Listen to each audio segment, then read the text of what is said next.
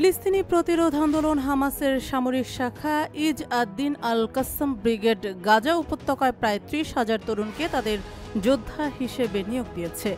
রোববার ইসরায়েলি সংবাদ মাধ্যম টাইমস অফ ইসরায়েল সৌদি আরব ভিত্তিক আল আরাবিয়া এর বরাতে এই তথ্য জানিয়েছে। আল আরাবিয়ার প্রতিবেদনে বলা হয়, নিয়োগপ্রাপ্তদের অধিকাংশই পূর্বে হামাসের পরিচালিত গোপন সামরিক ক্যাম্পে প্রশিক্ষণ নিয়েছেন।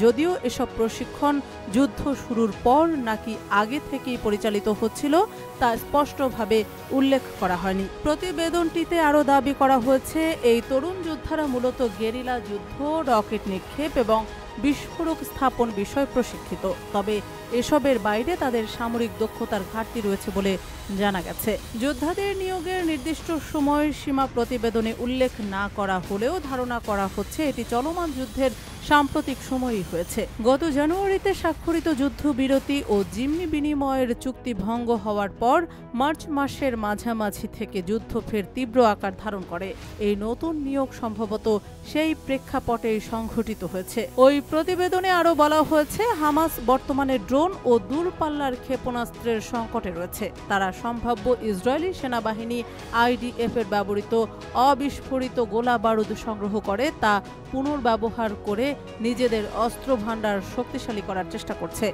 এসব বিস্ফোরক থেকে নতুন ভূমিভিত্তিক বিস্ফোরক ডিভাইস এবং অন্যান্য উন্নততর হাতিয়ার তৈরি করা হচ্ছে। এদিকে দখলদার ইসরায়েলি বাহিনীর ভয়াবহ বিমান হামলা অব্যাহত রয়েছে গাজায়।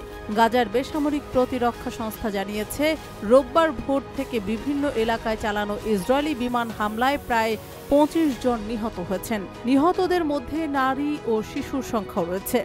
সংস্থাটির মুখপাত্র মাহমুদ বাসাল বার্তা সংস্থা AFP-কে বলেন, আজ সকাল থেকেই গাজা উপত্যকার বিভিন্ন এলাকায় বিমান হামলা চালানো হয়েছে। এতে কমপক্ষে ২৫ জন শহীদ হয়েছেন এবং আরও বহু মানুষ আহত হয়েছেন। গাজায় চলমান এই যুদ্ধ পরিস্থিতিতে মানবিক সংকট চরমে পৌঁছেছে। হাজার হাজার মানুষ গৃহহীন, খাদ্য ও চিকিৎসা সংকট তীব্র এবং আন্তর্জাতিক মানবিক সহায়তা পৌঁছাতে পারছে না, এমনই অভিযোগ জানিয়ে আসছে বিভিন্ন আন্তর্জাতিক সংস্থা।